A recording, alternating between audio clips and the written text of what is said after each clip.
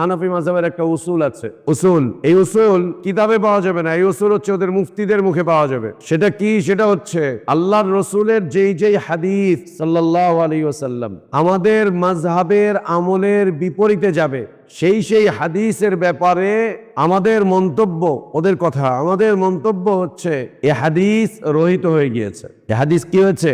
রহিত হয়ে গিয়েছে। এ হাদিস রহিত হয়ে গিয়েছে। দ্বিতীয়ত বলবে এ হাদিস মওদু, জাল, এ হাদিস মানা যাবে না। প্রথমত বলবে এটা রহিত হয়ে গিয়েছে, দ্বিতীয়ত বলবে এ হাদিস মানা যাবে না, তৃতীয়ত আরেকটা অজুহাত আনবে, এটা আল্লাহর নবী সাল্লাল্লাহু আলাইহি ওয়াসাল্লামের শেষ আমল ছিল না, তার শেষ আমল এটা ছিল না, অন্য কিছু ছিল। কি ছিল বলেন? কি ছিল বলেন? ওটাও বলতে পারো। এটা মাযহাবের একটা উসুল। যেই হাদিসই ওদের আমলের বিপরীতে যাবে সেই হাদিসকে বলবে এই হাদিসটা অপরিচিত, অথবা এই হাদিসটা জাল, অথবা এই হাদিস রহিত হয়ে গিয়েছে, মানসুখ হয়ে গিয়েছে, এটা মানসুখ হয়ে গিয়েছে, অথবা এই হাদিস আল্লাহ নবী সাল্লাল্লাহু আলাইহি ওয়াসাল্লামের শেষ আমল ছিল না, শেষে গিয়ে তিনি অন্য কোনো আমল করেছেন, এটা মানা যাবে না, মানা যাবে না। বিসমিল্লাহির রহমানির রহিম। আলহামদুলিল্লাহি রাব্বিল আলামিন। الرحمن الرحيم مالك يوم الدين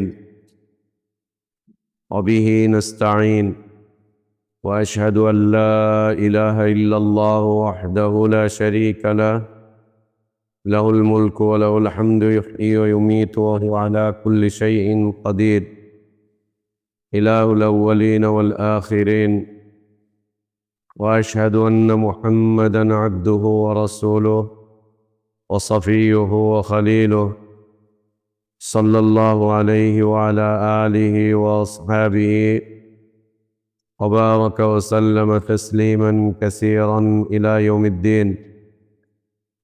اللهم علمنا ما ينفعنا وانفعنا بما علمتنا وزدنا علما. اللهم إنا نعوذ بك من علم لا ينفع ومن قلب لا يخشع ومن نفس لا تشبع ومن دعوة لا يستجاب لها. اللهم آت نفوسنا تقواها وزكها أنت خير من زكاها أنت ولينا ومولاها. يا حي يا قيوم برحمتك نستغيث أصلح لنا شأننا كله ولا تكلنا إلى أنفسنا طرفة عين. سبحانك لا علم لنا إلا ما علمتنا إنك أنت العليم الحكيم. الحمد لله, আল্লাহ তাবারক ওয়া তাআলার অনেক প্রশংসা, অনেক শুকরিয়া, যিনি আমাদের হিদায়াতের জন্য কোরআনুল কারীম নাজিল করেছেন। কোরআনুল কারীমকে সকল প্রকার বক্রতা মুক্ত রেখেছেন।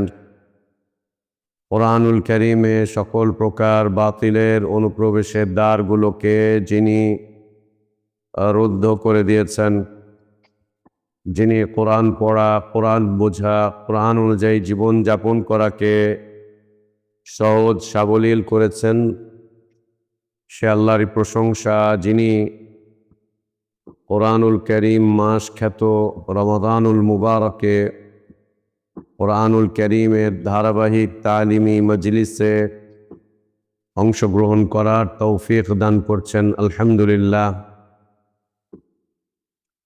সালাতু সালাম আমাদের প্রিয় নবী মুহাম্মদুর রাসূলুল্লাহ সাল্লাল্লাহু আলাইহি ওয়া আলিহি ওয়াসাল্লামের প্রতি।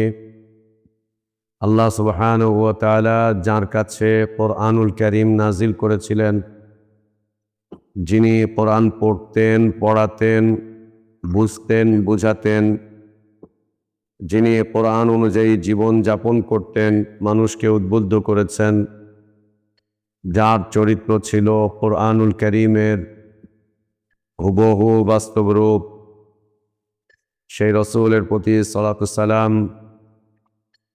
اللهم صل على محمد وعلى آل محمد كما صليت على إبراهيم وعلى آل إبراهيم إنك حميد مجيد. اللهم بارك على محمد وعلى آل محمد كما باركت على إبراهيم وعلى آل إبراهيم إنك حميد مجيد الحمد لله আমরা রমাদানুল মুবারকের আসরের পরের এই মুবারক সময়ে কুরআনুল কারীম থেকে ধারাবাহিকভাবে পড়ছিলাম। এই ধারাবাহিকতায় সূরাতুল মাইদাতে আমাদের দার্স চলছে। সূরা মাইদার 14 নম্বর আয়াত পর্যন্ত আমরা পড়েছি। শেষ আয়াতে 14 নম্বর আয়াতে আল্লাহ তাবারক ওয়া তাআলা আহলে কিতাবের দুটি সম্প্রদায় ইহুদি এবং নাসারা এদের ব্যাপারে আমাদেরকে একটা সুস্পষ্ট বার্তা দিয়েছেন, তা হচ্ছে অভিশপ্ত লানাতপ্রাপ্ত পথভ্রষ্ট এই দুই জাতি কিয়ামত পর্যন্ত যুদ্ধে লিপ্ত থাকবে, যুদ্ধের মাঝে তারা জর্জরিত থাকবে কিয়ামত পর্যন্ত। উভয়ের বিরুদ্ধে যুদ্ধ করবে। ইহুদি করবে নাসারার সাথে, নাসারা করবে ইহুদির সাথে। এই যুদ্ধ চলবে কিয়ামত পর্যন্ত। তবে যুদ্ধের নিয়ম হচ্ছে থেমে থেমে যুদ্ধ হয়। একবার যুদ্ধ শুরু হয়েছে, কিছুদিন চলেছে, জয় পরাজয়ের হিসাব নিকাশ মিলাতে গিয়ে সমঝোতা চুক্তি করেছে, কিছুদিন মারামারি কাটাকাটি বন্ধ থাকবে, লড়াই বন্ধ থাকবে কিছুদিন, আবার কোনো না কোনো অজুহাতে চলে আসবে, কোনো না কোনো অজুহাতে আবার যুদ্ধ শুরু হয়ে যাবে, আবার হবে। এবং এই দুই সম্প্রদায়ের যুদ্ধটা কখনো ধর্মীয় যুদ্ধ হবে, কখনো বৈষয়িক বিষয়ের কারণে যুদ্ধটা সংগঠিত হবে। কখনো ধর্মীয় হবে, কখনো বৈষয়িক কারণে হবে, কিন্তু যুদ্ধ লেগে থাকবে। চিরস্থায়ীভাবে এদের যুদ্ধ বন্ধ করার জন্য কোনো সমাধানের পথ আল্লাহ তাবারক ওয়া তাআলা পৃথিবীতে খোলা রাখেননি। সাময়িক সময়ের জন্য যুদ্ধবিরতি, সাময়িক সময়ের জন্য যুদ্ধ থেকে একটু দূরে থাকা, এতটুকুই সাময়িক। এরপরে আবার বেঁধে যাবে। আর এটা হচ্ছে আল্লাহ তাবারক ওয়া তাআলার ক্রোধের কারণে, তার রাগের কারণে। এরা এত অপরাধ করেছে যে আল্লাহ তাবারক ওয়া তাআলা তাদের জন্য এই বিষয়টাকে অবধারিত করে দিয়েছেন, অবধারিত। তাহলে আমরা তিনটি বিষয় পেয়ে গেলাম এদের। এক নম্বর হচ্ছে এদের উপরে আল্লাহর লানত স্থায়ী, দুনিয়ার জীবনে আল্লাহর লানত স্থায়ী। দ্বিতীয়ত হচ্ছে এদের অন্তরের কাঠিন্যতা, এটাও স্থায়ী। অন্তর দিয়ে দিন চিনবে না, ইমান চিনবে না, ইসলাম চিনবে না, অনেক কিছু চিনবে, কিন্তু এটা হবে না, এটা স্থায়ী। আর তৃতীয় বিষয়বস্তু, যে এরা কিয়ামত পর্যন্ত পরস্পরের বিরুদ্ধে লড়াইতে লিপ্ত থাকবে, লড়াইতে লিপ্ত থাকবে। এদের এই লড়াইকে কেউ বন্ধ করতে পারবে না, কেউ না, কারো সাধ্য নেই সে আল্লাহ। আর আল্লাহ করবেন না, তার কারণ আল্লাহ জানিয়ে দিয়েছেন, আল্লাহ জানিয়ে দিয়েছেন যে কিয়ামত পর্যন্ত এদের লড়াই অব্যাহত থাকবে। ওয়াসাউফা ইউনাব্বিউহুমুল্লাহু বিমা কানু ইয়াসনাউন।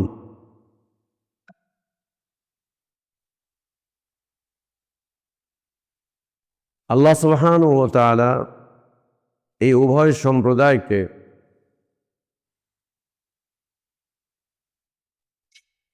সম্প্রদায়কে আল্লাহ তাবারক ওয়া তাআলা একটা সংবাদ দিচ্ছেন, ইয়া আহলাল কিতাব,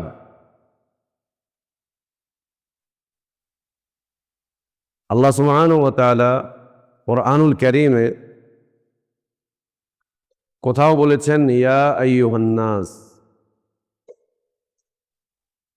এর দ্বারা পৃথিবীর সকল শ্রেণী এবং পেশার মানুষ উদ্দেশ্য। যতগুলো জায়গাতে ইয়া আইয়ুহান নাস আল্লাহ তাবারক ওয়া তাআলা বলেছেন, সবগুলো জায়গাতে উদ্দেশ্য হচ্ছে পৃথিবীর মানুষকে আল্লাহর ইবাদতের দিকে আহ্বান জানানো। উদ্দেশ্য আল্লাহর ইবাদতের দিকে আহ্বান জানানো। নানান কথা বলেছেন, ইয়া আইয়ুহান নাস উযকুরু নি'মাতাল্লাহ, ইয়া আইয়ুহান নাস ইন্না খালাকনাকুম মিন যাকার, ইয়া আইয়ুহান নাস ইত্তাকু রাব্বাকুমুল্লাযী খালাকাকুম মিন নাফসিন ওয়াহিদা, ইয়া আইয়ুহান নাস আনতুমুল ফুকারা ইলাল্লাহ, ইয়া আইয়ুহান নাস ইন্না ওয়া'দাল্লাহি হক ফালা তাগুররান্নাকুমুল হায়াতুদ দুনিয়া ওয়ালা ইয়াগুররান্নাকুম বিল্লাহিল গরুর। এভাবে কুরআনুল কারীমে ইয়া আইয়ুহান নাস বলে আল্লাহ তাবারক ওয়া তাআলা পৃথিবীর সকল ইনসান এবং জিন্নাতকে সম্বোধন করেছেন। আর এই আয়াতগুলো পড়লে আমরা দেখব এর দ্বারা উদ্দেশ্য হচ্ছে আল্লাহর ইবাদতের দিকে আহ্বান করা। আল্লাহ তার নিয়ামতগুলো স্মরণ করে তার ইবাদত করতে বলছেন, তার অনুগ্রহগুলো স্মরণ করে তার দিকে ঝুঁকে পড়তে বলছেন,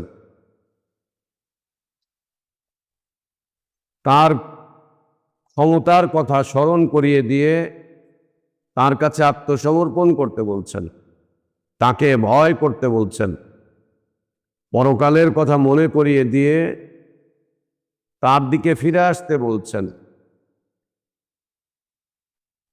আল্লাহ তার ধনাঢ্যতার কথা বলে তার কাছে ফকিরের মতো ভিক্ষা চাইতে বলছেন, আনতুমুল ফুকারা। আহ্বানমূলক যতগুলো জায়গায় ইয়া আইয়ুহান নাস, সবগুলো জায়গাতে আমরা পাবো আহ্বানমূলক, অনুপ্রাণিতমূলক, নিয়ামত স্মরণ করিয়ে দিয়ে আল্লাহ তাবারক ওয়া তাআলা পৃথিবীর মানুষকে তার দাসত্ব, আনুগত্য, তার ইবাদতের দিকে ঝুঁকতে অনুপ্রাণিত করছেন। দ্বিতীয়ত আল্লাহ তাবারক ওয়া তাআলা ঈমানদারদেরকে সম্বোধন করেছেন, ইয়া আইয়ুহাল্লাযীনা আমানু। এ দিয়ে ঈমানদারদেরকে ঈমানের উপরে অটল অবিচল থাকার একটা আহ্বান রেখেছেন আল্লাহ তাবারক ওয়া তাআলা। ঈমানদাররা যেন ঈমানের উপরে অটল অবিচল থাকে, কোনো কিছুই যেন তাদেরকে ঈমান থেকে বিচ্যুত করে না দেয়, তাদের আকীদা যেন তাদেরকে ঈমান থেকে বিচ্যুত না করে, তাদের আমল, তাদের আখলাক, তাদের চাল চলন, উঠা বসা, সমাজ, সামাজিকতা, রাজনীতি, দুনিয়ার প্রেক্ষাপট, কোনো কিছুই যাতে করে তাদেরকে ঈমান থেকে বিচ্যুত না করে। ঈমানের উপরে অটলতা। অনেক অনুপ্রেরণা দিয়েছেন, অনেক ফজিলত বর্ণনা করেছেন, অনেক দিক নির্দেশনা দিয়েছেন, অনেক সাবধানবাণী দিয়েছেন, অনেক কিছু মনে করিয়ে দিয়েছেন আল্লাহ তাবারক ওয়া তাআলা। এবং এর মাধ্যম দিয়ে আল্লাহ তাবারক ওয়া তাআলা যে বিষয়টা উদ্দেশ্য, সেটা হচ্ছে মুমিন যাতে ঈমানের উপরে অটল অবিচল থাকে, কোনো কারণে যেন সে তার ঈমানকে বিনষ্ট না করে, না দুনিয়ার কারণে, না সমাজ সামাজিকতার কারণে, না পারিপার্শ্বিকতার কারণে, না রাজনীতির কারণে, না অর্থনীতির কারণে, কোনো কারণেই যেন সে তার ঈমানকে ধ্বংস না করে।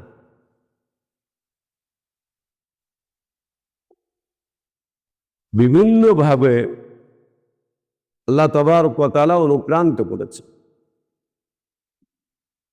অন্যদিকে আল্লাহ তাবারক ওয়া তাআলা কাফের মুশরিকদেরকে নিয়ে অনেক আলোচনা করেছেন। প্রত্যেকটা আলোচনার উদ্দেশ্য দুটি।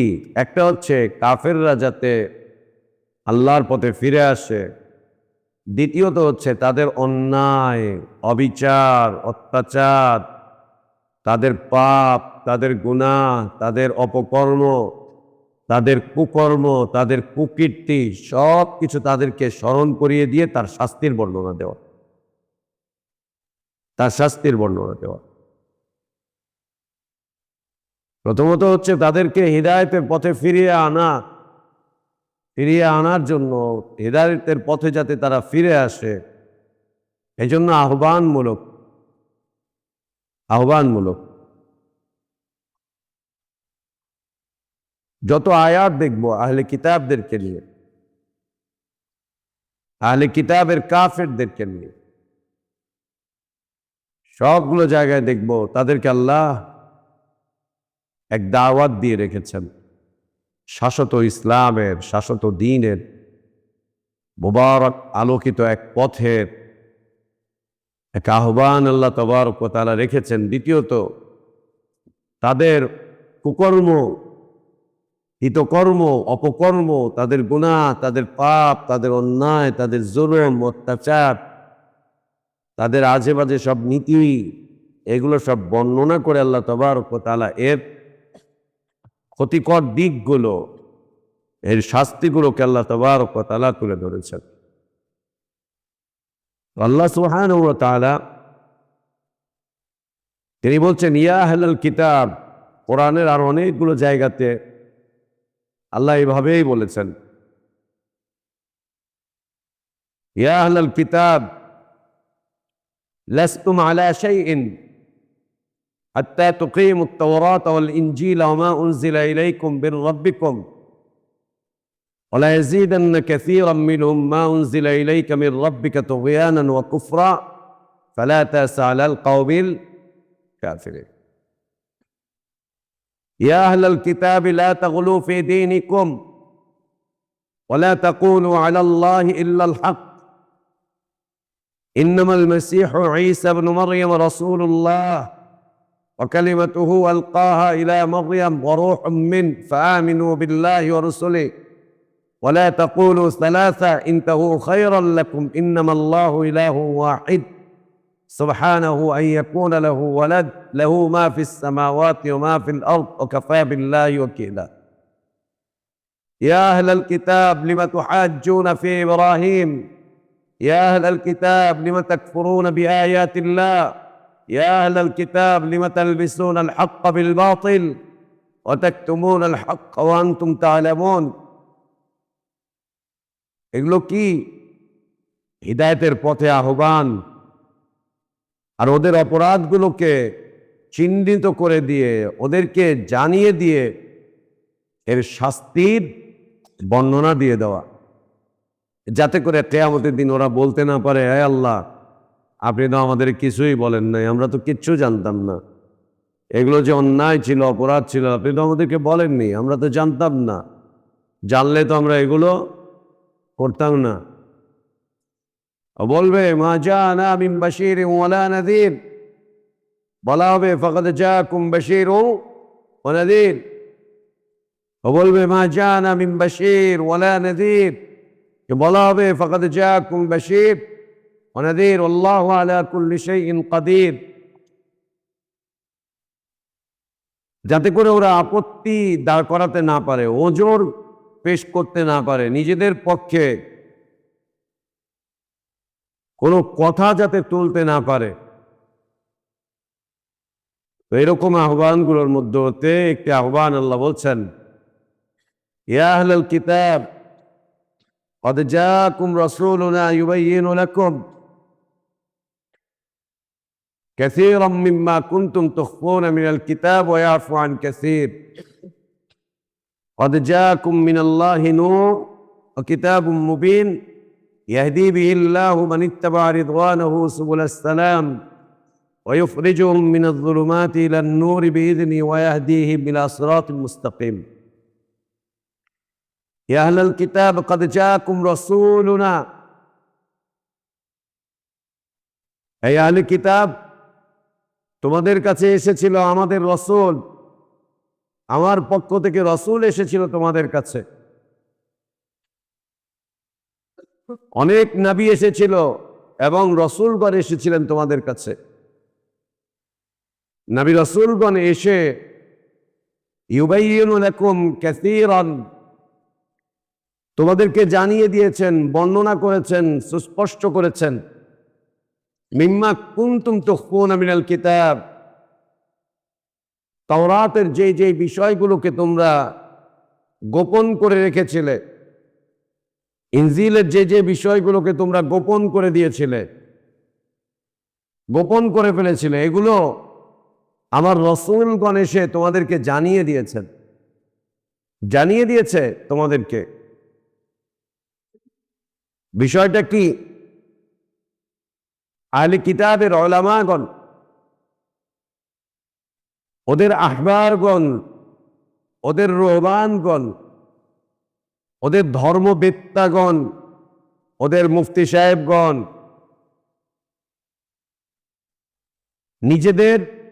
নিজেদের কওমের, নিজেদের সম্প্রদায়ের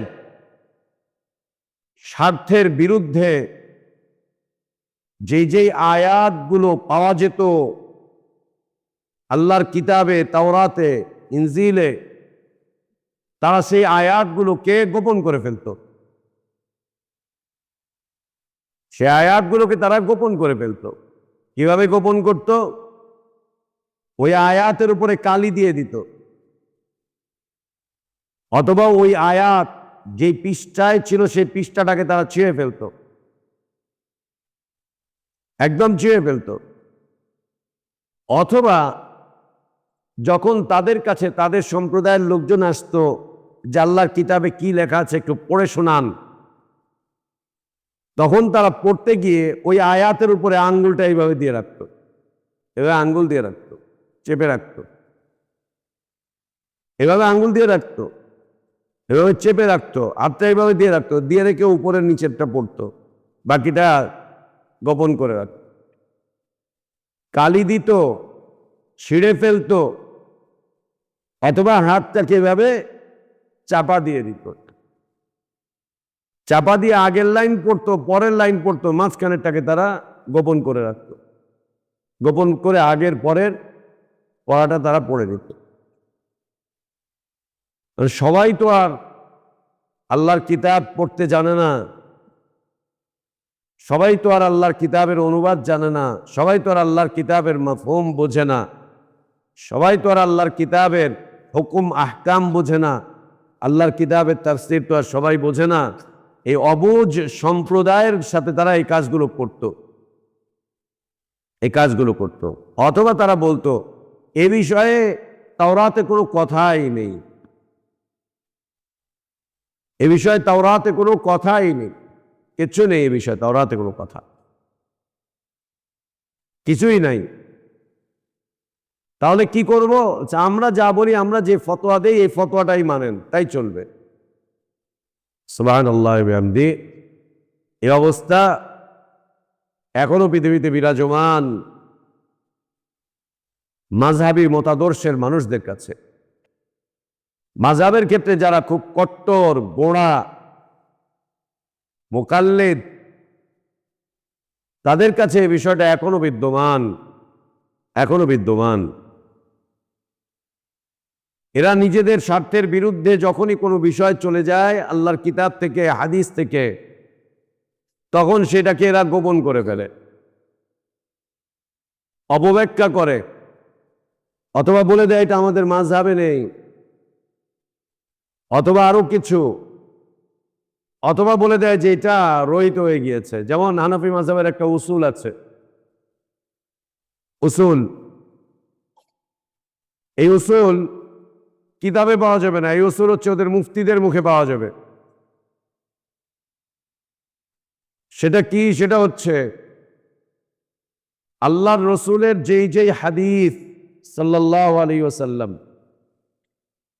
আমাদের মাযহাবের আমলের বিপরীতে যাবে, যে যে হাদিস আমাদের মাযহাবের আমলের বিপরীতে যাবে,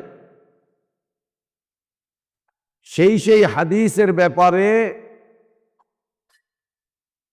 আমাদের মন্তব্য, ওদের কথা, আমাদের মন্তব্য হচ্ছে এ হাদিস রহিত হয়ে গিয়েছে। এ হাদিস কি হয়েছে? রহিত হয়ে গিয়েছে। এ হাদিস রহিত হয়ে গিয়েছে। দ্বিতীয়ত বলবে এ হাদিস মওদু', জাল, এ হাদিস মানা যাবে না।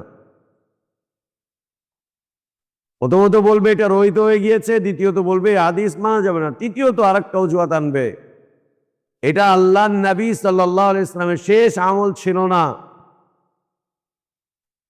তার শেষ আমল এটা ছিল না, অন্য কিছু ছিল। কি ছিল বলেন? কি ছিল বলেন? ওটাও বলতে পারো। এটা মাযহাবের একটা উসুল। যেই হাদিসই ওদের আমলের বিপরীতে যাবে সেই হাদিসকে বলবে এই হাদিসটা অপরিচিত, অথবা এই হাদিসটা জাল, অথবা এই হাদিস রহিত হয়ে গিয়েছে, মানসুখ হয়ে গিয়েছে, এটা মানসুখ হয়ে গিয়েছে, অথবা এই হাদিস আল্লাহ নবী সাল্লাল্লাহু আলাইহি ওয়াসাল্লামের শেষ আমল ছিল না, শেষে গিয়ে তিনি অন্য কোনো আমল করেছেন, এটা মানা যাবে না, মানা যাবে না। আহলে কিতাবের লোকজনদের মতো পৃষ্ঠা ছিঁড়ে ফেলে ওরা পার পাচ্ছে না, পৃষ্ঠা ছিঁড়ে ফেলতে পারছে না। তার কারণ একটা দুইটা কপি তো ছাপা হয় না, ছাপা হয় লক্ষ লক্ষ কপি।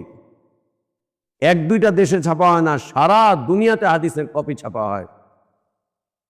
এদেশ থেকে যেটা চেপে এটা, ওরা এটার মধ্যে তালবাহানা করলে ভারত থেকে আনা যাবে, ওইটাই তালবাহানা করলে পাকিস্তান থেকে আনা যাবে, ওইটাই তালবাহানা করলে সিরিয়ারটা আনা যাবে, ওইটাই তালবাহানা করলে মিশরেরটা আনা যাবে, ওইটাই তালবাহানা করলে ইয়ামানেরটা আনা যাবে, ওইটাই তালবাহানা করলে সৌদি আরবেরটা আনা যাবে। জালিয়াতি ধরা পড়ে যাবে, ধরা পড়ে যাবে। এটা একটা বিষয়, আল্লাহর দ্বীনকে গোপন করে ফেলার। আর ওরা গোপন এই যে এইভাবে করে করতো, প্রথমত কালি দিয়ে মুছে ফেলতো, আনপৃষ্ঠে উল্টে দেখতো কালি। কি ব্যাপার, কালি কেন? হচ্ছে রাতের বেলায় আল্লাহ এটার মধ্যে কালি দিয়ে মুছে দিয়েছেন। আল্লাহ ফেরেশতা পাঠিয়ে কালি দিয়ে মুছে দিয়েছেন। কেন মুছে দিলেন? বলছে এই আয়াত রহিত হয়ে গিয়েছে, তাই রহিত হয়ে গিয়েছে, তাই আল্লাহ কালি দিয়ে মুছে দিয়েছেন। অথবা পৃষ্ঠা ছিঁড়ে ফেলে, নিজেরা বলে না যে আমরা ছিঁড়েছি। কি হয়েছে? আল্লাহর কিতাবের পৃষ্ঠা, এটা আল্লাহ ফেরেশতা পাঠিয়ে রাতের বেলা ছিঁড়ে নিয়ে চলে গিয়েছেন। কেন? এটার উপরে আমল করা যাবে না, তাই আল্লাহ ছিঁড়ে দিয়ে চলে গিয়েছেন। অথবা শব্দের উপরে অনুলিপি করত, এই শব্দের উপরে নিজেদের হাত দিয়ে আরেকটা কিছু লিখে দিত, নিজেদের হাত দিয়ে কিছু লিখে দিত, লিখে বলতো এটা আল্লাহ লিখিয়েছেন, আল্লাহ লিখিয়েছেন। অথবা বলতো যে এটা মানসুখ হয়ে গিয়েছে, এটা রহিত হয়ে গেছে, এর উপরে আমল করা যাবে না, এ আমল বাদ। এরকম অনেক কিছুর ক্ষেত্রে তারা করেছে। চোরের হাত কাটা, বিবাহিত জেনাকারীর রজম, কিসাস, এসব বিষয়বস্তু ছিল। এখন দেখা গিয়েছে হুজুরের কোনো কেউ আত্মীয় এই আকাম করে ফেলেছে, অথবা হুজুর নিজে এটার মধ্যে সীমাবদ্ধ, এর মধ্যে জড়িয়ে পড়েছে, এর মধ্যে জেনার মধ্যে, ব্যভিচারের মধ্যে ওদের হুজুর আর কি, ওদের পণ্ডিত, ওদের আহবার রোবান এর মধ্যে জড়িয়ে পড়েছে। হুজুর নিজেই অপকর্ম করে ফেলেছে, ওদের হুজুর। এখন বিচার হবে, কিতাবের পাতা উল্টে দেখে কোনো বিচারের কোনো ফয়সালা হয়নি, তার মানে এটা আল্লাহ করিয়েছেন, সমস্যার কিছু নেই, আল্লাহ করিয়েছেন, সমস্যার কিছু নেই। চলো চলো একটা কথা আগে শুনতাম বাংলায়, আমরা যদি ফষ্টি নষ্টি করি তাহলে এটা হয় জিনা ব্যভিচার, আর এটা যদি পীর মুরিদরা করে, মুর্শিদরা করে, অলিয়া উলিয়ারা করে, এটা হয় লীলা খেলা। ওটা হয় লীলা খেলা। পীর সাহেব কেন করছেন এটা পীর সাহেবই জানেন। সাধারণ মানুষ করলে ওটা হয় হলো লুচ্চামি বাটপারি। হুজুর বুজুর্গরা করলে ওটা কি হয়ে যায়? লীলা খেলা, দিন ধর্ম। ওটা দিন ধর্ম। সুবহানাল্লাহ। আল্লাহ বলছেন, ইয়া আহলাল কিতাব ক্বাদ জাআকুম রাসূলুনা ইউবাইয়িনু লাকুম, হে আহলে কিতাব, তোমাদের কাছে আমার রাসূল এসেছেন, তোমরা আমার কিতাব থেকে যা যা গোপন করেছো এগুলো তারা তোমাদেরকে সুস্পষ্টভাবে জানিয়ে দিচ্ছেন। ইউবাইয়িনু লাকুম কাসীরান, অনেক, একটা দুইটা না। আল্লাহর কিতাবে এত পরিবর্তন করেছে, এত পরিবর্তন করেছে যে আল্লাহ কি বলছেন? কাসীরান, অনেক। মনে করো কোরআনুল কারীমে ৬,০০০-এর উপরে আয়াত, ৬,০০০-এর উপরে আয়াত।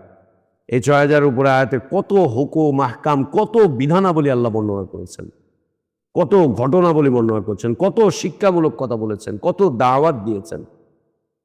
একটা দুইটা, কিয়ামত পর্যন্ত এই কিতাব বিচার ফয়সালা করতে থাকবে। এই কিতাব বিচার ফয়সালা করতে থাকবে কিয়ামত পর্যন্ত। ইমাম থাকবে, নূর থাকবে, হিদায়াত থাকবে কিতাব। সত্য এবং মিথ্যার মাঝে ফয়সালাকারী, পার্থক্যকারী থাকবে কিতাব। একটা দুইটা বিষয় না, কত শত হাজার বিষয় আল্লাহ তাবারক ওয়া তাআলা দিয়ে রেখেছেন। একটা দুইটা, কাসীরান। আমার নবীগণ, আমার রসুলগণ, আল্লাহ বলছেন আমার রসুলগণ এসে তোমাদেরকে তোমাদের এই অপকর্মগুলো জানিয়ে দিয়েছে। অপকর্মটা কি? তোমরা আল্লাহর কিতাব থেকে অনেক কিছুকেই গোপন করে ফেলেছ, গোপন করে ফেলেছ। ওয়ায়াফু আন কাসীর, যা বর্ণনা করেছেন তা তো অনেক, আর অনেক কিছুই ক্ষমা করে দেওয়া হয়েছে, অনেক কিছুই ক্ষমা করে দেওয়া হয়েছে। তার মানে আমরা একটা কথা বলি না, দেখ রে তোর নামে এত রিপোর্ট, 2-3টাই মাত্র বললাম, বাদ বাকিগুলা কিন্তু রয়েই গেছে, বাকিগুলা রয়ে গেছে, বাকিগুলো রয়েই গেছে। 2-4টা কথার উপরে তোর বিচার ফয়সালা করলাম, আর বাদ বাকিগুলা কিন্তু সব বললে তো তুই নাই। ঠিক একই রকম আমরা আমাদের রবের এত অবাধ্য হই, আমাদের রবের দাসত্ব থেকে আমরা এত দূরে থাকি, এত পাপ করি, এত গুনাহ করি, এত অন্যায় করি। আল্লাহ তাবারক ওয়া তাআলা বেশিরভাগ আমাদেরকে মাফ করে দেন। 2-4টাই আল্লাহ আমাদেরকে ধরেন, 2-4টা বিষয় আল্লাহ তাবারক ওয়া তাআলা আমাদেরকে ধরেন, বাকিগুলো আল্লাহ বেশিরভাগই মাফ করে দেন। বেশিরভাগ, অধিকাংশই আল্লাহ মাফ করে। আমাদেরকে মাফের ব্যাপারেও আল্লাহ বলছেন ওয়ায়াফু আন কাসীর, ওয়ায়াফু আন কাসীর। এটা আল্লাহ তাবারক ওয়া তাআলার বিশেষ দয়া। বান্দাকে তার প্রত্যেকটা পাপের জন্য যদি আল্লাহ দুনিয়াতে ধরতেন, আমাদের জীবন অচল হয়ে যেত, একদম অচল হয়ে যেত একেবারে। যদি সবগুলো অন্যায়ের ব্যাপারে আল্লাহ ধরতেন, পাকড়াও করতেন, বলতেন, মানুষের সামনে স্পষ্ট করতেন, তাহলে আমাদের বাঁচার আর কোনো রাস্তাই ছিল না, জীবনযাপনের আর কোনো পথই পেতাম না আমরা দুনিয়াতে। আল্লাহ অধিকাংশই মাফ করে দেন। ওমা আসাবাকুম মিন মুসিবাতিন ফাবিমা কাসাবাত আইদিকুম ওয়া ইয়াফু আন কাসীর, ওয়া ইয়াফু আন কাসীর। 2-4টা শাস্তি আল্লাহ দেন, বাকিগুলো আল্লাহ এমনিতেই ছেড়ে দেন, মাফ করে দেন। গফুরুর রহিম। আল্লাহ বলছেন ওয়ায়াফু আন কাসীর ক্বাদ জাআকুম মিনাল্লাহি নূর, তোমাদের কাছে এসেছে আল্লাহর পক্ষ থেকে নূর, আল্লাহর পক্ষ থেকে নূর। এই নূরকে নিয়ে অনেক ইখতিলাফ করেছে ইসলামী স্কলাররা। ইখতিলাফটা কি? ইখতিলাফ হচ্ছে এই নূর দ্বারা কে বা কি উদ্দেশ্য, কে অথবা কি উদ্দেশ্য। কে উদ্দেশ্য মানে তারা বলছে যে কে উদ্দেশ্য মানে হচ্ছে আল্লাহ রসুল সাল্লাল্লাহু আলাইহি ওয়াসাল্লাম, মুহাম্মদ সাল্লাল্লাহু আলাইহি ওয়াসাল্লাম। কি উদ্দেশ্য? উদ্দেশ্য হচ্ছে ওয়াহী, উদ্দেশ্য হচ্ছে কোরআন, উদ্দেশ্য হচ্ছে কোরআনের ব্যাখ্যা, নবী সাল্লাল্লাহু আলাইহি ওয়াসাল্লামের সুন্নাহ, হিদায়াতের বাণী। এই দুইয়ের মাঝে আসলে কোনো বৈপরীত্য নেই। আমরা যদি একে বলি যে নূর দ্বারা আল্লাহ রসুল সাল্লাল্লাহু আলাইহি ওয়াসাল্লাম উদ্দেশ্য, অথবা নূর দ্বারা আল্লাহর কিতাব, কিতাবের ব্যাখ্যা, সুন্নাহ, হিদায়াতের বাণী, আলোকিত রাস্তা, সিরাতে মুস্তাকিম, এই দুইয়ের মাঝে কোনো বৈপরীত্য নেই।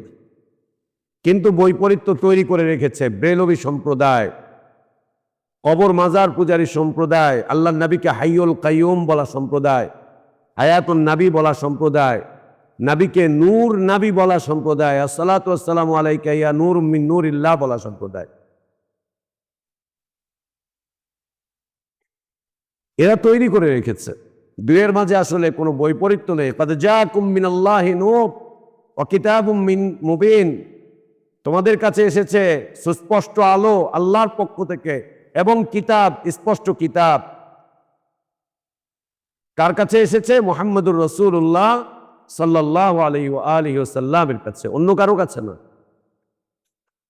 মুহাম্মদ সাল্লাল্লাহু আলাইহি ওয়াসাল্লামকে আল্লাহ নবী হিসাবে, রাসূল হিসাবে তার কাছে হিদায়াতের বাণী নূর আকারে পাঠিয়েছেন, দ্বীনের বাণী নূর আকারে পাঠিয়েছেন। তার কাছে আল্লাহ তাবারক ওয়া তাআলা হিদায়াতের কিতাব কোরআনুল কারীমকে স্পষ্ট কিতাব হিসাবে পাঠিয়েছেন। وهذا كتاب مصدق لسانا عربيا لينذر الذين ظلموا وبشرى للمحسنين وبشرى للمسلمين।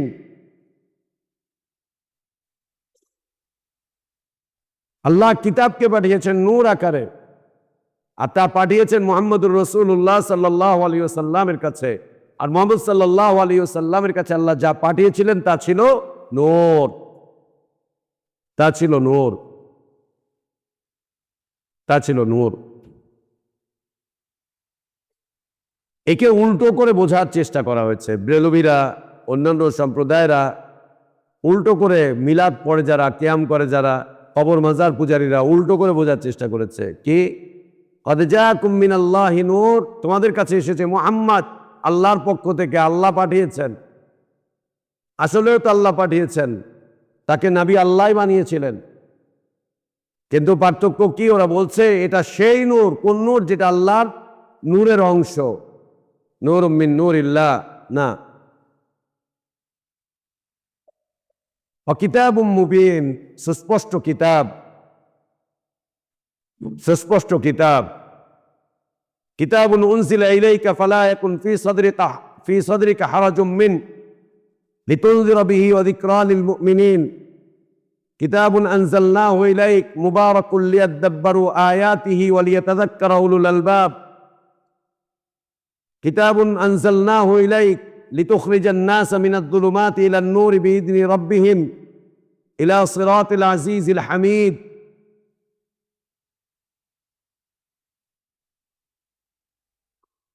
ক্বাদ জাআকুম মিনাল্লাহি নূর ওয়া কিতাবুন মুবিন। এই নূর দিয়ে, কিতাব দিয়ে কি হবে? ইয়াহদি বিহিল্লাহ, এর মাধ্যম দিয়ে আল্লাহ হিদায়াতের পথকে সুস্পষ্ট করবেন। ইন্না হাযাল কুরআন ইয়াহদি লিল্লাতী হিয়া আকওয়াম ওয়া ইউবাশশিরুল মুমিনিন আল্লাযীনা ইয়ামালুনাস সালিহাতি আন্না লাহুম আজরান কাবীরা ইয়াহদি বিহিল্লাহ। লিতুখরিজান নাসা মিনাজ যুলুমাতি ইলান নূর ইয়াহদি বিহিল্লাহ। কাদের জন্য? মানিত্তাবা রিদওয়ানাহু সুবুলাস সালাম। মানিত্তাবা রিদওয়ানাহু, যে ব্যক্তি ওর ইত্তেবা করবে, উদ্দেশ্য একটাই, আল্লাহ সন্তুষ্টির মাধ্যম দিয়ে আল্লাহ সন্তুষ্টি কামনা করবে।